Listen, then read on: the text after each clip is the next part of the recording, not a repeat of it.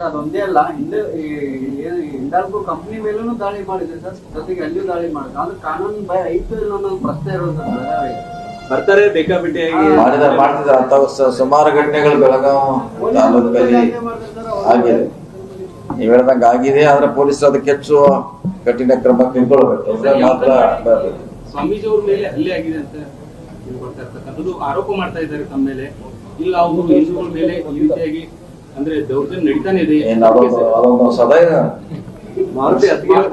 ಯಾರು ಮಾಡಿದ್ರು, ಯಾರು ಬಡಿಸ್ಕೊಂಡ್ರು, ಯಾರು ಕಂಪ್ಲೇಂಟ್ ಕೊಟ್ರು ಅದು ಅಲ್ಲಿ ಕೇಳ್ಬೇಕು. ನೀವೆಲ್ಲ ನಮಗೆ ನಾವೇ ಮಾಡೋದು. ಅವ್ರು ಅದಕ್ಕೆ ತಯಾರದಾರ, ಖಾಲಿ ಇದಾರ ಅವರು.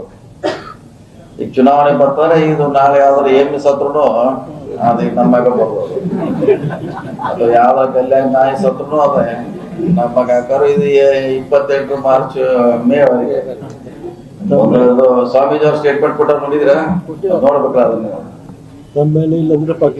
ಅವರು ದೊಡ್ಡ ಸ್ಥಾನದಲ್ಲಿ ಹೋಗಿ ಅವ್ರವ್ರ ಜಗಳ ಹಿಡ್ದಾರ, ಏನೋ ಆಗಿದೆ, ಅವ್ರು ಬಿಡದ ಅವ್ರು ಇದಾರ.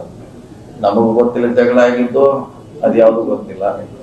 ಸ್ವಾಮೀಜಿ ಅವರ ಮಧ್ಯಸ್ಥಿಕೆಯ ಕಮಿಟಿ ಅವರ ಕೂಲಿನ ಮುಗಿಸುವಂತ ಪ್ರಯತ್ನ ಮಾಡೋದು ನಮಗೇನದು ಸಂಬಂಧಪಟ್ಟಂತ ವಿಷಯ ಅಲ್ಲ.